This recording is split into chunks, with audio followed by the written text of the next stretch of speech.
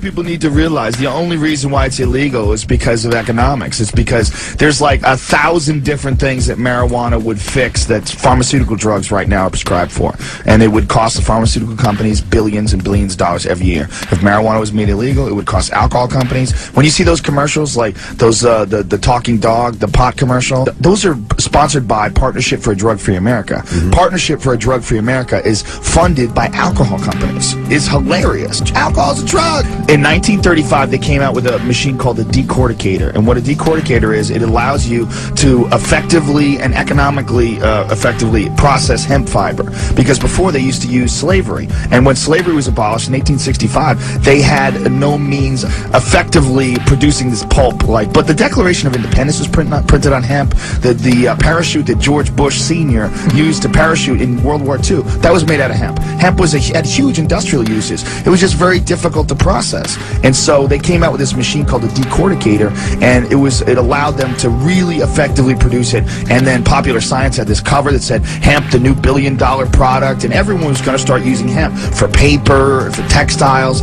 And William Randolph Hearst, who owned all these newspapers, and on top of that, owned all these paper mills, it was going to cost him millions of dollars to convert over to hemp. So instead, he started printing stories in his paper about some new drug called marijuana. And marijuana wasn't even a slang term for cannabis. Marijuana was used to describe a type of Mexican wild tobacco, completely unrelated. So they called it marijuana, and they said, this is how they got it illegal. They said people are smoking it, and blacks and Mexicans are raping white women.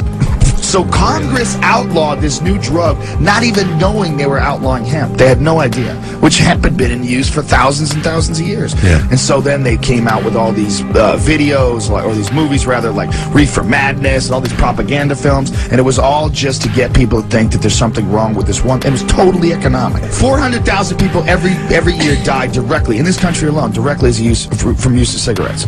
No one's ever died from pot, ever. But it's illegal. And you're not going to live forever. All right? You're going to live and you're going to die. And everybody is. We're all temporary beings going through this life. And, you know, who are you to tell other people what they can and can't do? Alcohol doesn't make you a drunk. You know, I drink and then I stop drinking and then I go get something to eat and I hang out and I won't drink for weeks. It's crazy. You know, it's called moderation, and you apply it to every aspect of your life.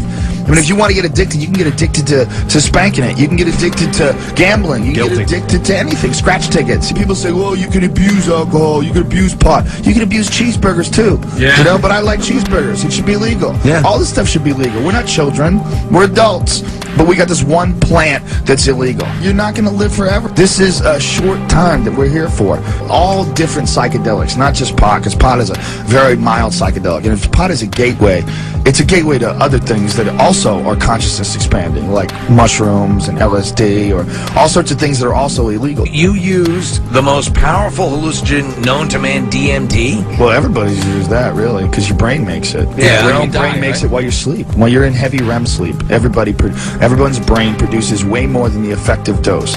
So what that means is, if you take the drug, like if it's chemically synthesized from a plant, and you take it, the amount you need to take is not nearly as much as your brain produces while you're in REM sleep. What I describe it as, it's like complex geometric patterns that are made out of love. Like, you go literally to another dimension. The crazy thing is that everybody does it every night while you sleep. Nobody ever thinks about why you sleep. Like, what you do is, when you sleep, is you shut off. You shut off and you just accept it, because we do it every night. But 8 hours of your day is somewhere you don't understand, you don't know about, you don't know what it is. You just go blank, and you wake up and it's over. But you're going through an intense psychedelic trip during that whole time. And the same thing as, you know, when you wake up from a dream, you can't remember it.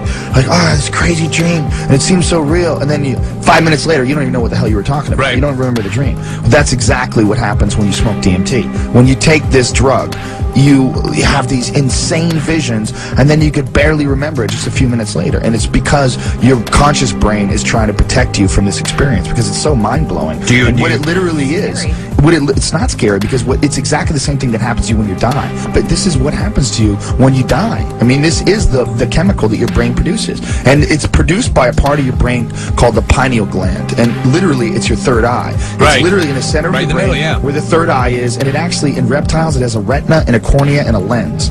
And they've done all these scientific studies on it. They did a bunch of clinical trials at the University of New Mexico. They did a book on it called DMT, the Spirit Molecule.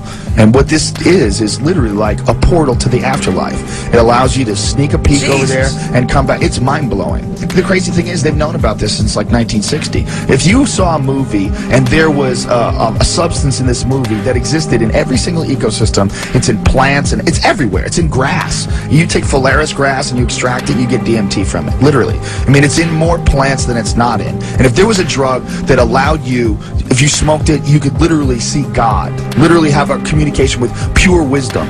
Wouldn't you think that everybody would have heard about that? Yeah. Could you think that you could keep something like that under wraps for like 40, 50 years? This is what should be legal. All plants. All plants should be legal. Because they don't make strychnine illegal. Strychnine exists in Strychnus vomosus or something like that. There's a bunch of different plants that produce strychnine. And they're legal plants. You can buy them and you can make strychnine. You know why? It's not about something that kills you. It's about something that you won't be able to absorb propaganda the way you do now. You won't be able to look at the news the way you do now. You won't be able to look at common cultural conditioning and predetermined patterns of behavior. None of that stuff will make sense. You'll be looking very at it, difficult to go through life after you've gone through that experience. Okay. The way I describe it, it's like any intense psychedelic experience is like pressing Control Alt Delete on your brain. Yeah. That's what it's like. It's like See, your that freaks brain me out. reboot. It should freak you Yeah, out. it does But freak me it freaks out. you out because you like to be in control. Yeah. But you're not in control, bitch. You're gonna die. No one's in control. You're in control of your body for a short period of time, and you should experiment with it.